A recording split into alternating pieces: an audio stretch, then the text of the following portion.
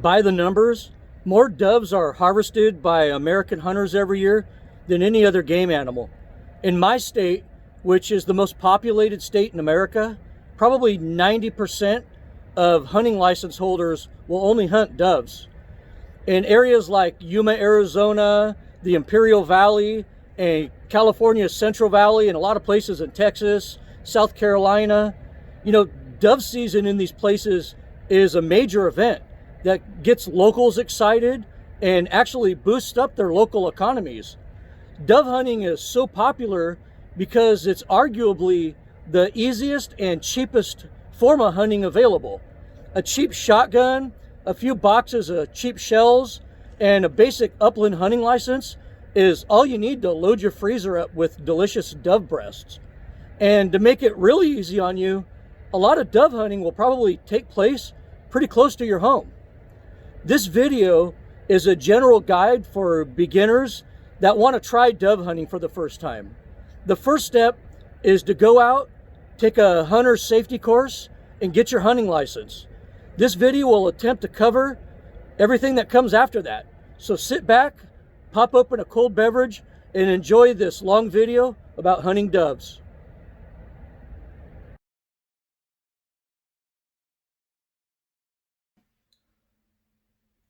Before we go any further, first realize that for upland hunting, your shotgun can legally only be capable of holding 3 cartridges. So your pump or semi-auto shotgun must have a plug in the tube, limiting the magazine to only 2 shells. That's 1 in the chamber, 2 in the magazine, that equals 3 shells. For shotguns, any and all 12 gauge, 16 gauge, and 20 gauge shotguns are fine for doves. Some really good shooters even use the 28 gauge to good effect, but you got to be a good experienced shot with that. You'll see a huge mix of over and unders, side-by-sides, pump actions, and semi-auto shotguns everywhere during dove season. You'll see the guy with the cheap $200 pump action shotgun dropping doves right next to the guy with his $6,000 over and under smoking Cuban cigars. By far, the most popular types of shotguns for dove hunting are repeaters. Either a pump action shotgun or a semi-auto shotgun. This is because having that quick third shot available really increases your chances of success during a dove hunt. And being able to top off the magazine real quick of a repeating shotgun in the middle of the action makes dove hunting very easy. You'll be shooting a high volume of ammunition during dove season. It's said that the national average for dove hunters is 7 shots per bird. Think about that for a minute. 7 shots for every 1 bird that goes down. I'm an experienced hunter, and my average is about 4 shots per bird, and that's on a good day. And pretty much the reason for that is I've been doing this long enough to know to pass up on shots I'm not going to make. A lot of newbies out there, they're closer to, 10 to 15 shots per bird. So the need for a lot of cheap ammo is a requirement of dove hunting. And it's for this reason that I don't recommend the 16 or 28 gauge for your first dove hunting gun. Cheap 16 and 28 gauge ammo is hard to find and often very expensive if you do happen to find it.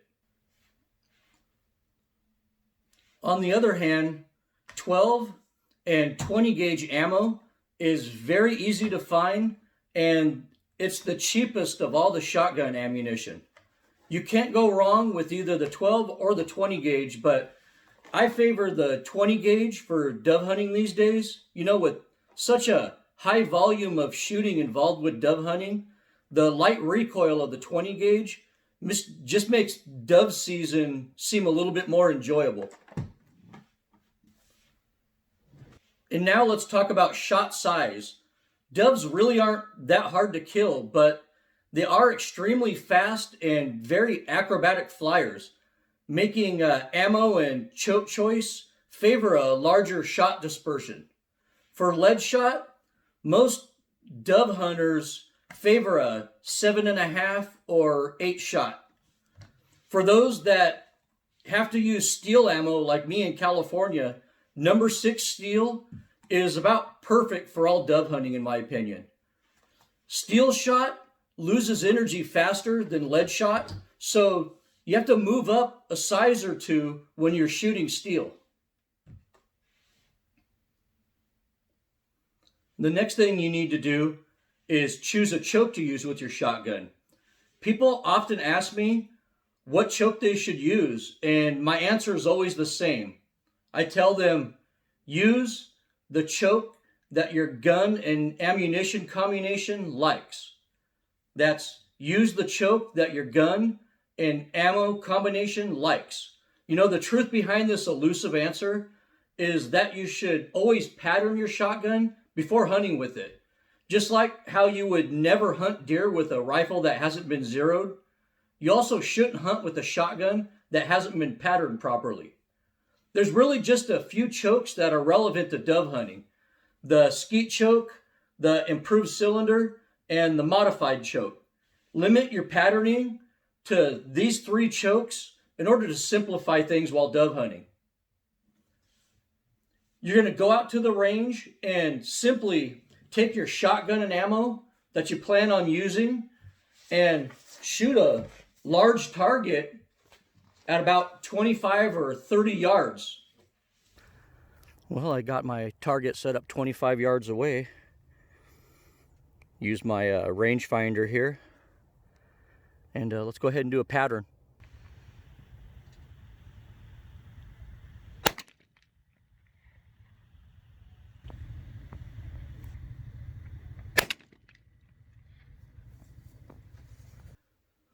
Now what you want to do is shoot multiple targets with the different chokes that you've selected.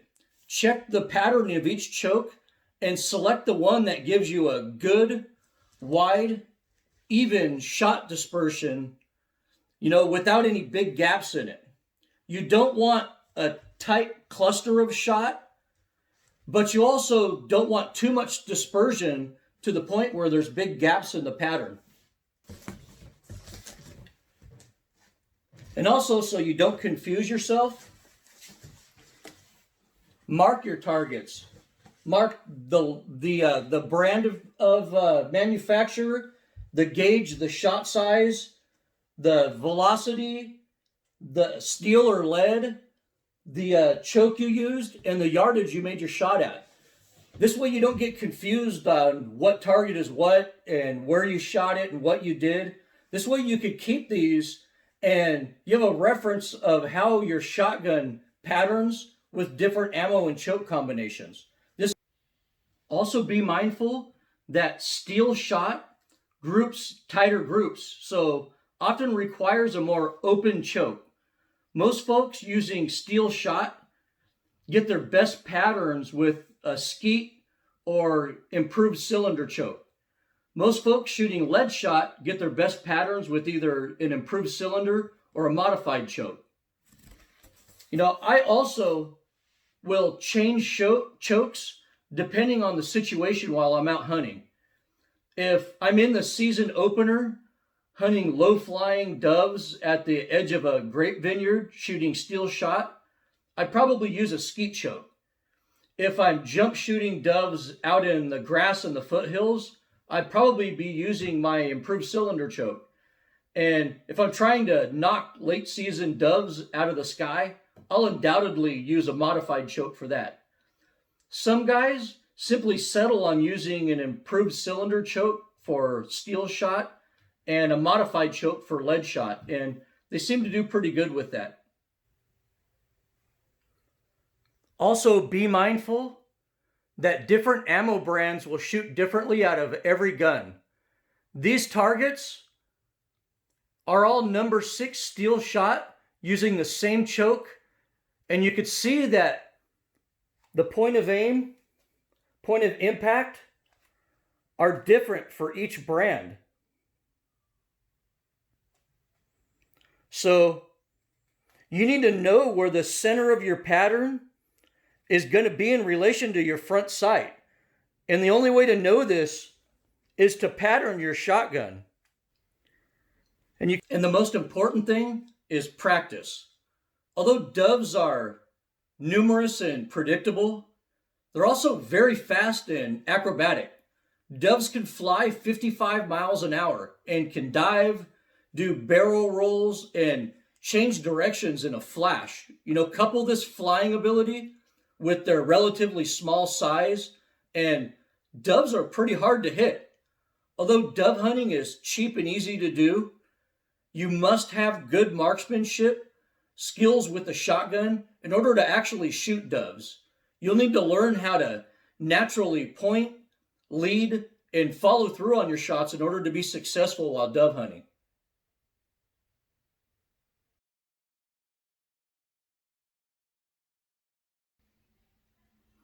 Doves are one of those species like coyotes, black bears, white-tailed deer, and raccoons that have adapted and benefited from the presence of mankind.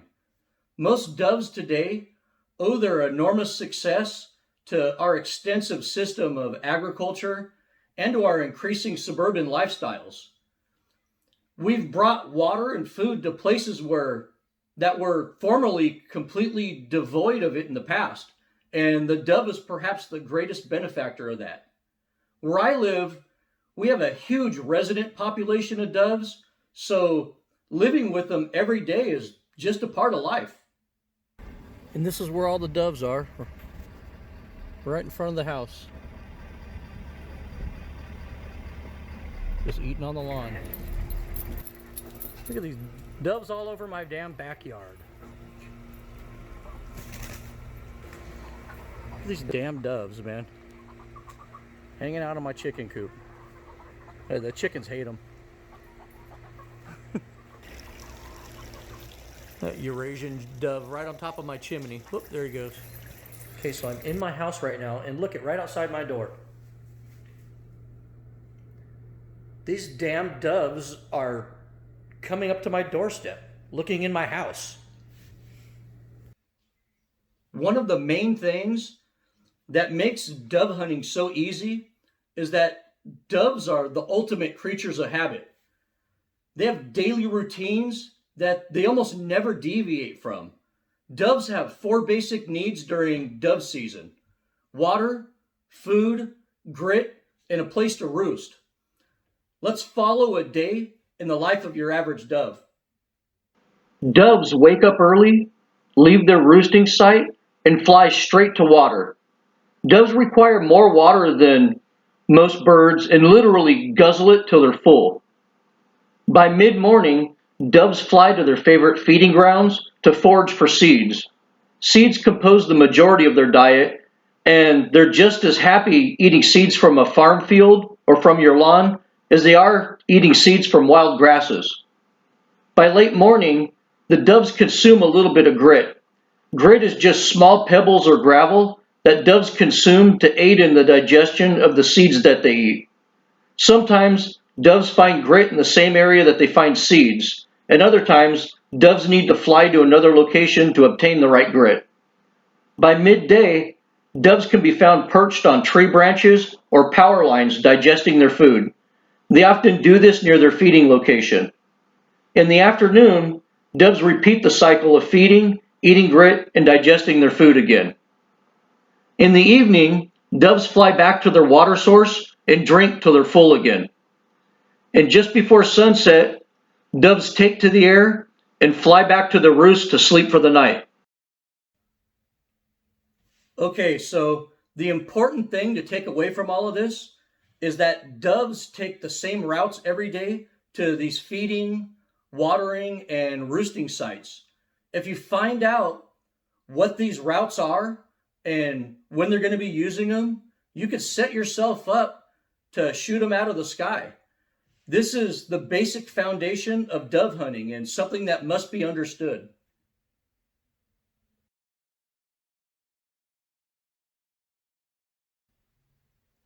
don't get carried away with gear. Getting a shotgun and becoming a good shot with it is much more important than any gear you can buy. The only actual gear that I find I really need is a basic vest or belt pouch, like this traditional upland vest or this strap vest or just this simple shotgun belt right here. You need something, in my opinion, to pull ammo from while you're hunting. Like I stated earlier, dove hunting can be fast and furious, high volume shooting. So having large amounts of ammo on you is a good thing, as well as a spot or a pouch to put your empty shells in. So the only gear that I really find I need while I'm out dove hunting is some type of vest or belt pouch for my shells I'm going to shoot, and a place to place my empty shells when I pick them up off the ground. And that's basically it. A chair or a bucket to sit on is also really helpful because there's going to be lulls in the action while waiting on groups of birds to fly over. The bucket with the seat cushion on it is a classic dove hunting staple that's been commonplace for over 100 years. You basically use this bucket to carry all your supplies out to the hunting spot and then use it as a chair when you get there. And lastly, you can carry your limited doves back to the truck inside this bucket. My grandpa used to call all the folks out crowding the fields during the dove opener the bucket brigade because everybody had buckets. Dove decoys are also often used. The most popular and simple decoys are the plastic perched or feeding doves. And the battery-powered Mojo is considered the best dove decoy ever made. These decoys don't attract doves like decoys do for duck hunters. They just distract the doves that are already flying over, causing them to ignore you and fly lower and slower for an easier shot. These dove decoys really come in handy late in the dove season when the birds are very wary and flying really high, because it makes them come in for a closer inspection.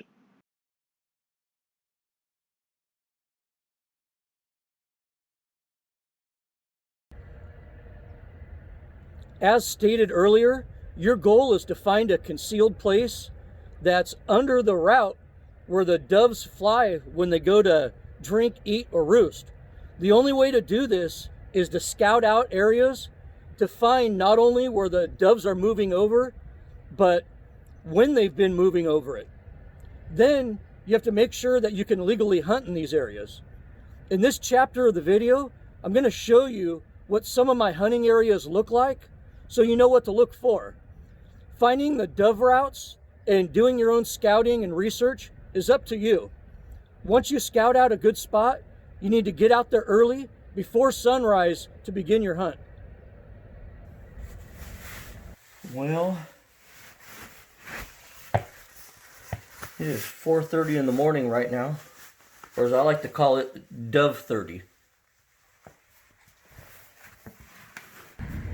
So we're out here hunting next to a great vineyard, like the bucket brigade out here, waiting for the doves to fly over.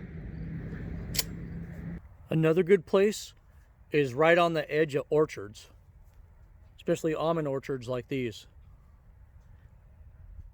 Usually the doves roost in these and go back and forth for food and water, and it's a good place to catch them en route. Another great spot to set up is over sunflower patches. Sunflowers are basically like candy bars to doves. And I'm already starting to see some doves flying into this field because there's a lot of sunflowers in it. So this is a great place to hunt. Becca likes to ask me, hey, when do we start dove hunting? And I said, hey man, we're doing it. We're in the thick of it right now. It's a waiting game when you first start. The single biggest mistake that you can make while dove hunting is being impatient. Dove hunting is basically like fishing in a lake. You know, you throw your line out in the water and you sit there and hold on to it, or you put it in a pole holder and you wait for the schools of fish to swim around the lake and bite your hook. So, you know, it might be some good action, a school of fish, you and the people you're fishing with are reeling in fish. And then after you get those in, you cast your lines back out, you wait, you know, another 10, 15, maybe even 20 minutes. And then the school of fish comes back around, the action starts again, and you start reeling them in. Well, dove hunting is just like that. Don't go out, you know, unless you're lucky on that day. Don't go out and just expect nonstop action constantly every day you go out, because it's usually not like that. You know, normally you set up, you wait, a group of doves flies over, you shoot them. A lot of times the action, maybe it lulls down a little bit. You sit down, you wait again, you know, sometimes 10, 15, 20 minutes, and bam, they'll come over again and you'll get more doves. And this, you basically keep this up until you get your limit, or it gets too hot to be out, or you're just done hunting for the day. But just don't be impatient. Dove hunting is just like fishing in a lake. You have to wait for them to come to you. You can't go to them. And a big mistake I see a lot of newbies make is they're constantly leaving the hunting grounds, running and driving all over the place looking for better spots because they haven't seen doves in 15 minutes. Don't do that. Just stick it out. Stay where you're at. If you know it's a good area and doves are flying over and you've already shot a few of them, chances are if you just stay in that spot and wait, you're going to get more. So be patient. Another aspect of dove hunting that you need to be mindful of is species identification. You know, especially if you're hunting in an area like a grape vineyard or an almond orchard or something like that, probably 50-60% of the birds you see are not going to be doves. So you need to know what a dove looks like in flight so you can identify the birds that you're shooting at. You know, years ago I had a buddy tell me about a girlfriend he had. He took her out dove hunting and he heard her on the other side of the embankment pop off a couple of shots, and she came running back all happy. I shot the biggest dove I've ever seen. And he went over that hill and yeah, you guessed it, she shot a duck. Out of duck season with no waterfowl stamp. So know what you're shooting at. Also, you know, you see me in this video, I'm out flushing birds and jump shooting them out in the tall grass. When you're doing that, you got to know about this little bird you'll find all over the United States called the meadowlark. The meadowlark isn't endangered or threatened or anything like that, but it is a federally protected songbird. So you can't shoot them, and a lot of times they'll hang out with groups of dove or quail and flush with them. And you know, sometimes it's hard to tell. So when you take any basic firearm class, you learn the 4 firearm safety rules. And I feel like the one that's ignored the most is firearm rule number 4. Know your target and what is beyond your target. And probably nothing applies to hunting more than that. This is what I refer to as slot hunting. Basically, we have a vineyard on one side and a berm with a canal over it on the other side. And if you sit in this little slot, you can get them flying over.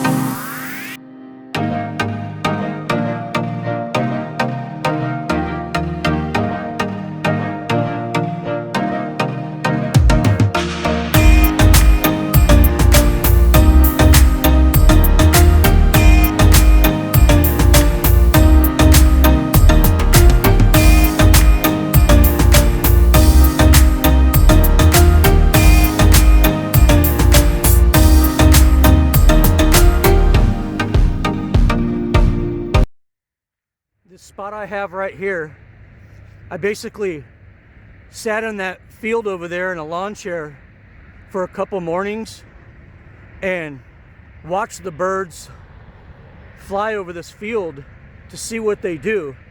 And I basically noticed there was two types of birds. There was really high flying flocks that are obviously going somewhere miles away from here. And then there was low flying groups of birds that would basically kind of skirt the edge of this canal and then come across right here.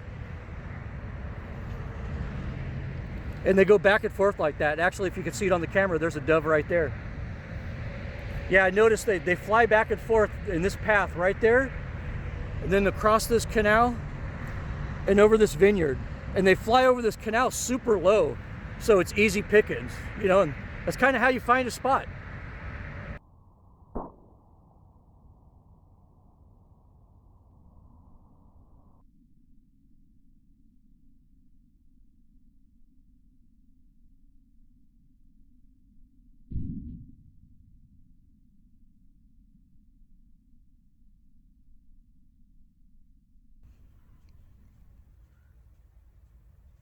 And remember what I said about slot hunting.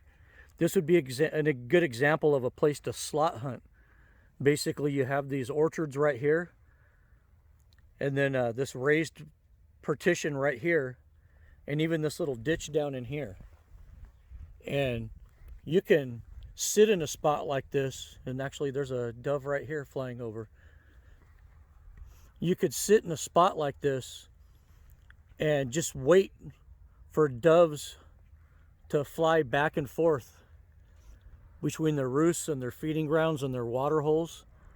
And they can't see you until it's too late. I mean, they'll literally fly overhead right here, and they will not see you coming over these hills or these trees until they're right over you, which makes it a great ambush point. And I call hunting areas like these slots. So this is what I refer to as slot hunting. And sometimes you end up sitting on your butt in the middle of a dirt field. That's dove hunting. And another point that I feel like I have to bring up is never hunt doves in places where it's going to be impossible to recover them. I know if you're shooting birds over a mature, overgrown vineyard, you're never going to get any of those birds. If you're hunting over a field with 3 foot high grass, you're probably never going to recover your doves without a dog. If you're out hunting over a cornfield and you're popping doves flying over the cornfield, you're probably never going to recover those doves. So part of being an ethical hunter is only taking shots on birds when you know there's a high probability that you're going to recover your bird after the shot.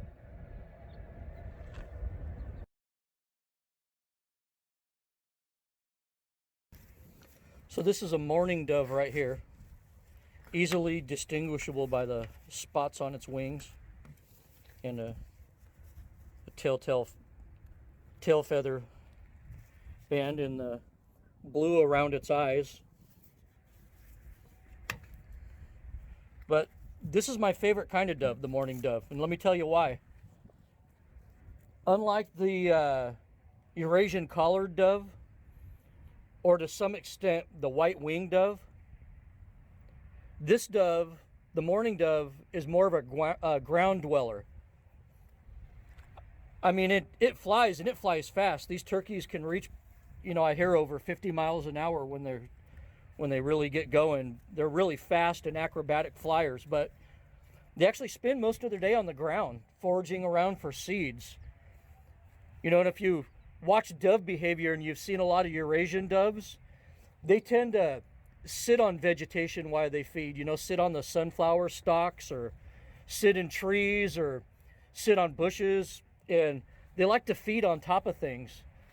They don't really peck around on the ground. And when you're in the western grass flats, what I really love about the mourning dove is you can hunt them like quail.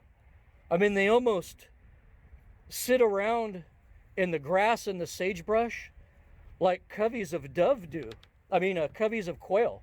It's almost like quail hunting. So You know, you can get right up on them and flush them right out of the grass and shoot them down. And if you can walk through the tall grass and you could flush one of these mourning doves out and track the damn thing while it's flying 50 miles an hour and doing all kinds of acrobatic moves, and you can hit these things, you are going to slay it. You're going to kill it during quail season, because these are about 20 times harder to hit than a quail is while you're flushing. So I'm glad that dove season opens up about a month before quail season, because I can go out to the foothills and I can flush these up out of the tall grass and shoot them, and I'm ready for dove season. You know, and if you have a hunting dog, that's also fantastic practice for your hunting dog to get ready for quail, chukar, and pheasant later on in the year.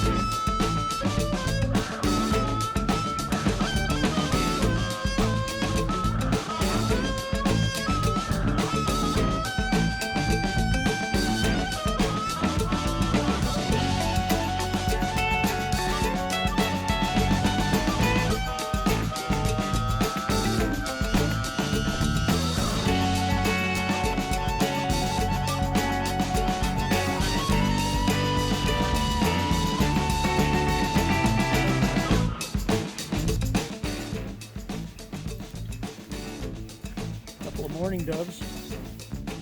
Good morning, morning doves. Looks like it's going to be a great day today.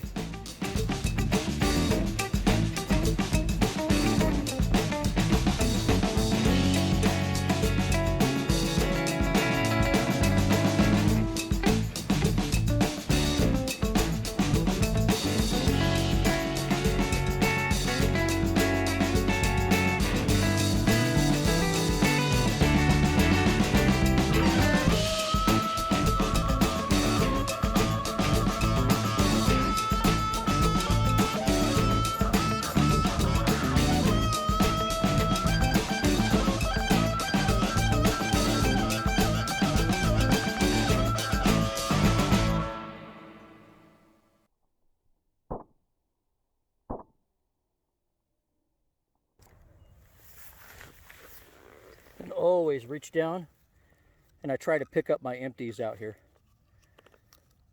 You know, we love being out in the great outdoors and enjoying wild places, so let's keep them that way. We got a bird down. Bird down. Look at that.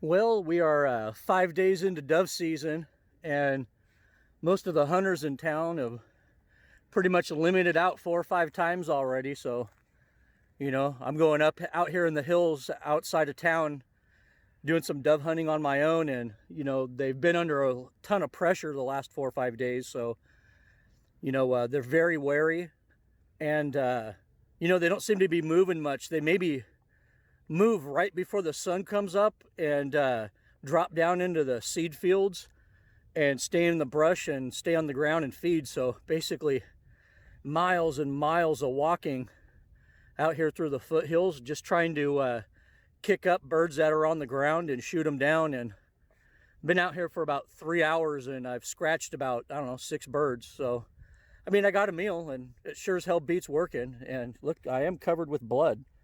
Look at even my A400 receiver is covered with blood. My hands are covered with blood, so I mean, that's a good thing. I know what your next question is. Where are you hunting, Desert Dog? Where are you hunting? That's like the most common question I get from newbies and that you see on the internet. And I'm here to tell you right now, I'm not going to tell you where my honey holes are. And no one's going to tell you where their honey holes are. I mean, you become friends with other hunters, join a hunting club, and, you know, they might show you their spots, but you got to be mindful that, you know, I know me personally, I put in a lot of scouting and legwork to find the spots I hunt. And I'm not going to give it to you so you could come out here and tell, oh, I won't show anybody. And then you'll bring your brother-in-law out here, and then your brother-in-law will bring his kids, and then his kids will bring their friends. And before I know it, it's not a honey hole anymore. And you got people out there that are disrespectful, leaving trash all over the place or shooting signs and stuff. And before I know it, my honey hole's closed down. If it sounds like I'm telling you a fictional story, well, I'm not. It's happened to me. And that's why I don't give away my spots anymore. And quite frankly, you're not going to find a good hunter that will give up the spots. But all I could tell you is I'll point you in the right direction. Get on your phone and purchase the onX Hunting app.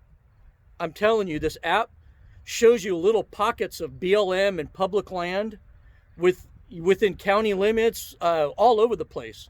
It shows you public land you can hunt on, and it goes even further. I know here out west, everybody wants to hunt guzzlers. Well, it shows you where the guzzlers are, where the springs are.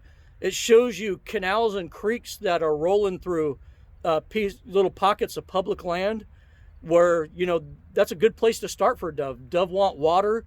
Dove want fields to eat seeds in. And, you know, that's a good place to start looking. But, you know, you're going to check out 10 spots, and out of that 10 spots you check out, one might be promising. So you got to do your legwork. I mean, if dove season opens up on September 1st, you need to be out there on August 1st every weekend, driving around, getting out of your truck, walking through fields and looking for spots, because that's what good hunters do. And in regard to hunting spots, there's one final thing I ask of you. I actually implore you. If you're lucky enough to be granted access to hunt on private land, you know, a lot of farmers out here, a lot of farmers and ranchers, they're hunters too. They're big Second Amendment people. They don't hate hunting. They don't hate hunters. What they hate is their land being trashed. So, you know, and a lot of them, doves, for instance, doves are crop raiders.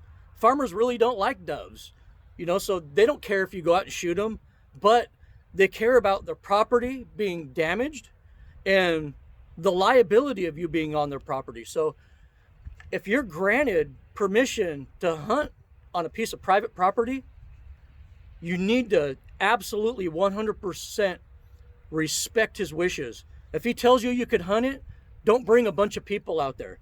He doesn't want to drive around his field seeing 20 people out there rummaging through his fields, popping shots off all over the place. He doesn't want to see that. Maybe you, maybe your wife, maybe you and your son, something like that's usually okay. Don't bring a whole bunch of people out here.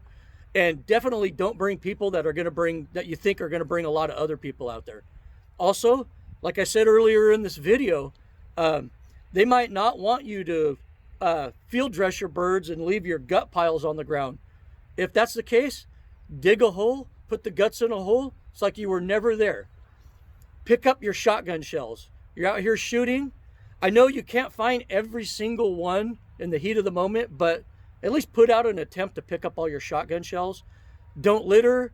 They don't, you know, liability too. They don't want to see you out here acting like a fool. They don't want to see you out here with a big ass cooler full of Coors Light, out here shooting off your shotgun in the air at everything that flies by. And lastly, you know, a lot of these ranches have endangered or protected species out here, you know, like songbirds and hawks and falcons and things like that. Know what you're shooting at. Don't accidentally shoot some endangered species on this property owner's property, because, you know, under CERCLA law and stuff like that, he's going to be up shit creek too with you. Actually, he's got the deeper pockets. They're probably going to come after him and try to turn you into a witness against him. So respect private property. Please, I implore you, because I hunt on a lot of private property and I don't want it ruined for me.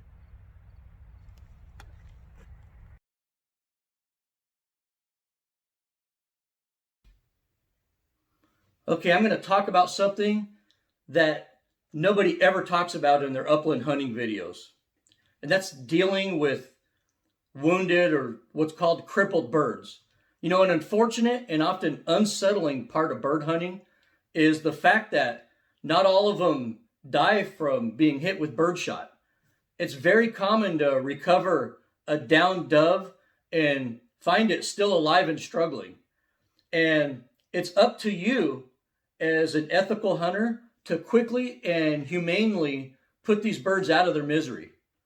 There's several methods of doing this. I've seen hunters smack dove heads on their buttstocks or on fence posts. You know, I've seen guys choke them to death or do this weird thing where they collapse the lungs, you know, and I've seen guys hit them over the head with a priest. You know, I personally just break their necks. You know, their heart might beat for a little while, but that basically shuts the lights out immediately and puts them out of their misery. And it's not as bloody as hitting them over the head or anything like that.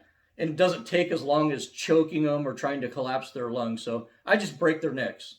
But finishing off a crippled bird with your hands is something you're going to have to come to grips with before you start hunting.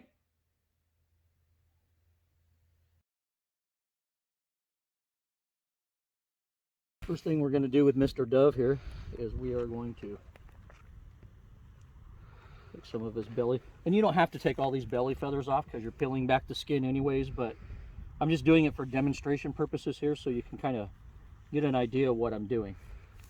Basically, this is the breast right here, and the breastbone ends right here, and there's a little cavity. What you're going to do is you're going to pop your thumb into that cavity and just peel it up a little bit. And when I do that, I grab this top layer of skin over the breast. This is the breast right here. And I peel this top layer of skin back, exposing the breast. Sometimes that's pretty stuck on there pretty good, okay? And then all you're gonna do is stick your thumb in there deeper, and you're basically just gonna rip the bird out. There's the guts, the head, the tail, everything you don't need. And basically you have a breast with 2 wings on it. And in the state of California, you're required by law to keep 1 wing. So you can see this is a mourning dove right here.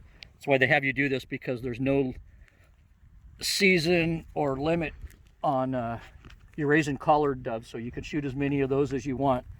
And you want to make sure if you're taking mourning doves or white-winged doves that you're staying within the limit. And basically there's your breasted out dove with 1 wing attached. And I'm just going to clean this up with water and then put it in a Ziploc bag. And one thing I don't get is why most dove hunters take whole birds home.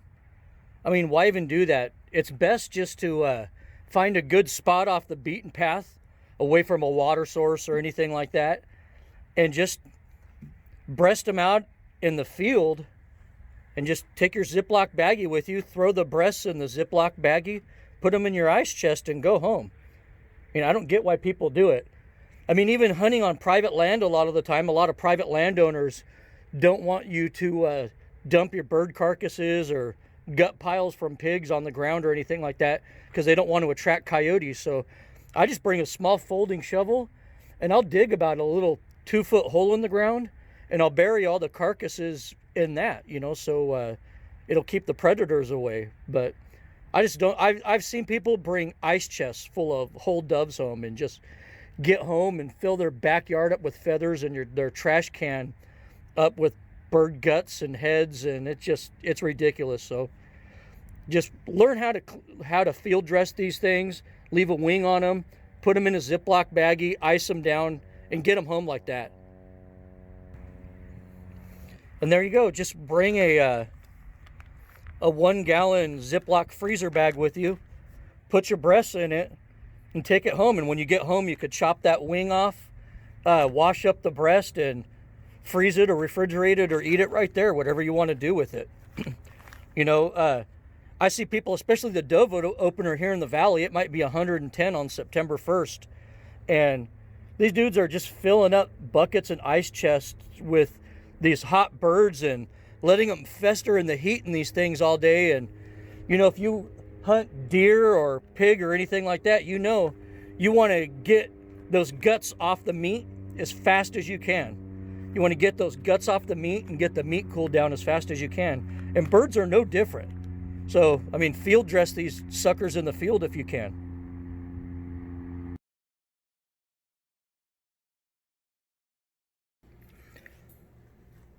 Okay, we're about to make Becca's famous Dove jalapeno poppers right now. And you saw that I breasted these out of the Dove. And after I took them home, I cut the wing that I left on them, cleaned all the feathers, peeled all the fat off of them, and cleaned them up real good. And remember, these have a bone in them. They have a breastbone, so I'm going to cut on both sides of this breastbone right here and kind of fillet the meat off of that breastbone, and I'll have 2 pieces of breast meat right there. Okay, and you can see this is the breastbone that goes down the middle right there. I'm just going to put the knife up against the breastbone and go down, and you'll feel it hit bone, and just kind of give the knife a sharp turn right there, and you cut that piece of breast fillet off. And then do the same on the other side. Go down along the bone, follow it along, and bam. You have 2 pieces of breast fillet right there. I'm going to do this to all of these. And as you're chopping these things up, you'll have a pile of breastbones right here that you're going to throw away, and the breasts that you get out of here. And also be mindful, I like to actually go through them at this point once I fillet the breasts off of the bone. I like to go through it and maybe pick out any shot shell that might be in there and cut away any bloodshot pieces of nasty meat. Sometimes if you really blast one with a 12 gauge at close range, you know, the breast might not even be good anymore. It might be so bloodshot that you need to just toss it and move on. But just keep working at it. And you know, it's easy to take out more dove than what you need, and this is just kind of a side dish Becca's making to the main dish that we're just going to kind of snack on here. So we just took out a few dove fillets, and we're just making a few poppers here for ourselves for personal consumption. So we're not going to waste a lot. Here we go. Okay, so Becca chopped the ends off of the peppers. Now she's splitting them in 2.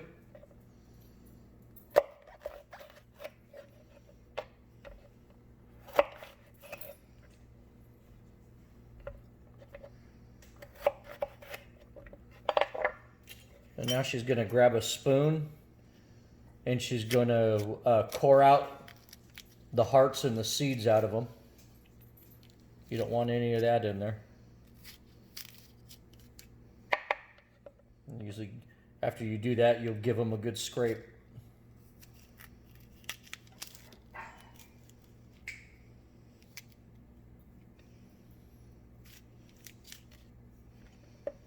That's a good scrape. Scrape them out just so they could see how you clean it out. How you totally clean one out. And there you go. When you get them like that, they're ready to start stuffing. And looks like the peppers are all cored out and ready for action. Okay, so basically Becca made some stuffing here with Philadelphia cream cheese, some chipotle chili pepper,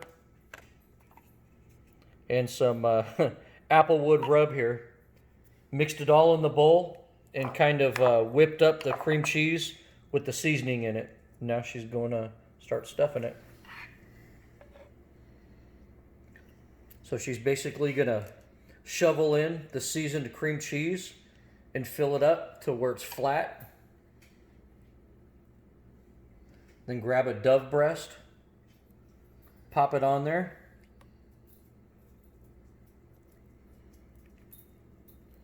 Then wrap it in a full slice of bacon and pin it together with a toothpick. Now, just to let you know, a lot of people, they like to stuff these and then get the other side of the jalapeno and kind of put them together and make a sandwich and wrap them like that. We don't like to do that because it makes the jalapeno flavor too strong. It's just too much jalapeno for one popper. So it's easier to make them and it tastes better just to use halves because the jalapeno flavor isn't too overwhelming and you're actually tasting the cream cheese and the dove breast and the bacon and, you know, as a unit. Just my recommendation is to only use half the jalapeno. Don't go sandwich style with it because the jalapeno flavor is just way too overwhelming. Okay, and another variation Becca did here was we grow Anaheim chilies in our backyard, and she got this big ass Anaheim chili right here and cut the end off of it and cored out all the heart and seeds out of it and basically stuffed this thing with dove breast fillets and cream cheese and then wrap that turkey in bacon too. And we're also going to put that on the grill.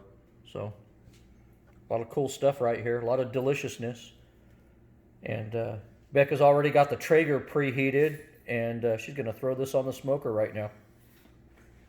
And as you can see, we're already cooking some chicken shish kebabs on there. Some chicken kebabs.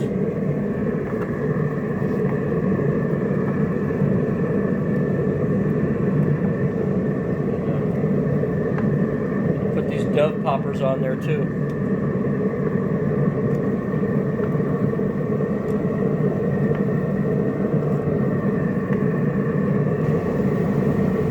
And it looks like we have some applewood pellets here to smoke these poppers up, man. All right, this should be about done now. Oh yeah, man, that looks good. Dove poppers and chicken kebabs. Oh. Watch out, chickens. We're eating chicken tonight. Better run away. You guys better run away. Let's start pulling this stuff off. And dinner is served.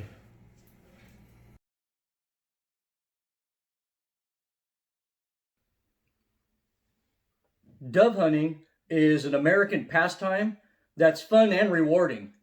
It's often the only form of American hunting that's considered an acceptable social affair. It's an activity that the whole family can enjoy simultaneously without the seriousness or physical demands of your typical deer hunt. Dove hunting also transcends social status and financial well-being because people of all backgrounds can afford to be part of the experience. Dove are fun to hunt and delicious to eat, but don't lose sight of the fact that you're harvesting living creatures, not clay targets. You know, don't waste meat and do everything you can to ethically dispatch them quickly. You know, which often means holding off on those long or nearly impossible shots. I really hope that this video gives a few young hunters the knowledge and courage to go out and become a hunter like the rest of us. You know, dove hunting is the perfect first step into the world of hunting. If you want to contact me with any questions or comments, you can reach me at desertdogoutdoors@gmail.com. That's desertdogoutdoors@gmail.com. Thank you for watching my video, and as always, good hunting.